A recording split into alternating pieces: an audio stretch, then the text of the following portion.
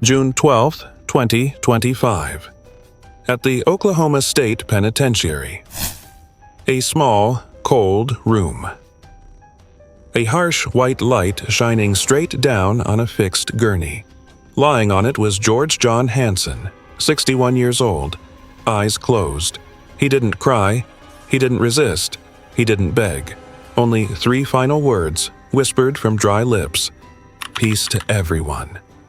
It sounded like a gentle farewell, almost too gentle for what had come before. Behind those words were 2 lives taken, a 77-year-old woman, kidnapped and shot. Her body was found a week later in an abandoned pit near Owasso, severely decomposed and partially disturbed by wild animals.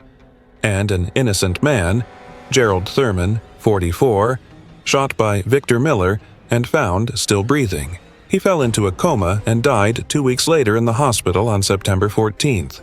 Nearly 30 years later, their families still carry the weight of that day, still waiting for peace to come. George Hanson once served in the United States Navy and eventually received 1 death sentence in Oklahoma and life imprisonment for federal charges, for taking the lives of 2 people who never had a chance to fight back. What made this case controversial wasn't just the brutality. It was the way he chose to face death. No appeals, no pleas for mercy, no claims of innocence. For nearly 2 decades in prison, George Hanson remained silent, until his final morning, when he walked into the execution chamber like a man who had already made peace with his fate. And so, the question remains, when a person accepts death without resistance, does it force us to reflect on what justice really means? Before we begin, drop a comment below. Where are you watching this from? Which country or which state? Let's see how far these stories reach. This is the story of George Hanson, a man who once picked up a gun and in the end chose to let the light inside him fade away. August 31st, 1999. A quiet summer morning in Tulsa, Oklahoma. 77-year-old Mary Bowles walked out of her usual dental clinic where she went for her regular checkups. Her white hair was neatly pinned up, a small purse over her shoulder. She slowly made her way to her silver Lincoln Continental parked in the lot. She always drove herself, never liked asking anyone for help. She was an independent woman, proud of it. Even in her 70s, she didn't want to burden her family. But that day, she never made it home. By afternoon, no one could reach her by phone. By evening, her whereabouts were unknown. Her family called the police.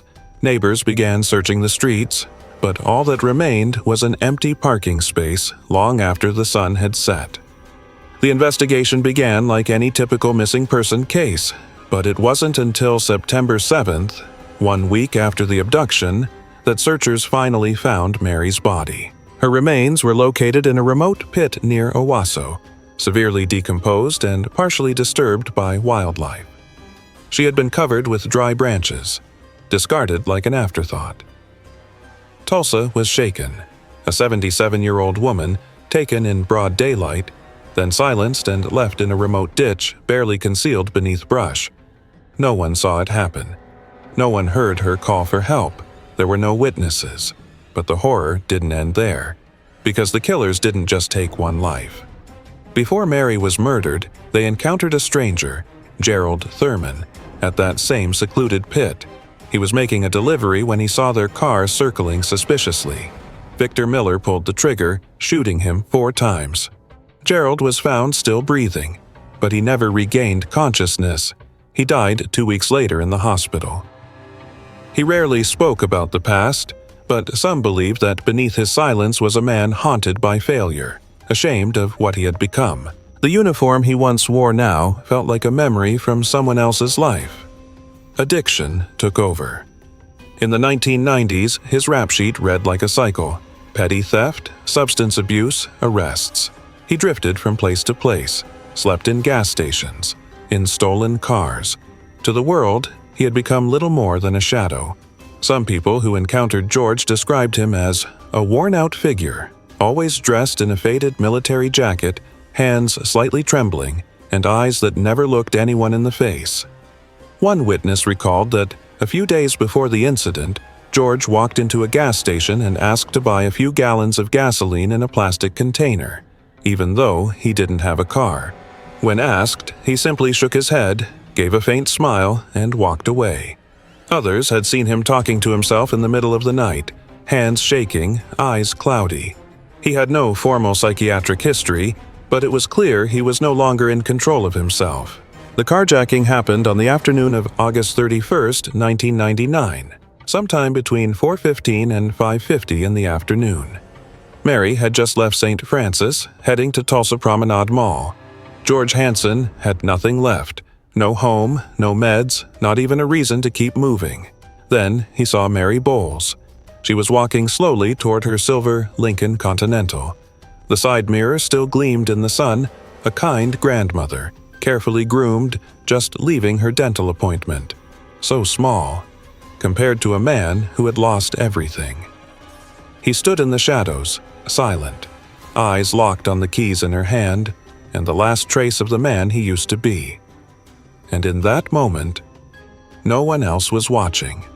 Just a woman about to unlock her car, and a man ready to leave behind the last trace of who he used to be, no matter the cost. There were no witnesses, no clear surveillance footage. But through evidence, witness accounts, and forensic analysis, police pieced together a chilling timeline. The car left Tulsa and headed toward a remote area near Owasso. At that same pit, Jerald Thurman was shot. Then Mary was dragged from the car and shot multiple times. Afterward, Hanson and Miller covered her body with dry branches and walked away.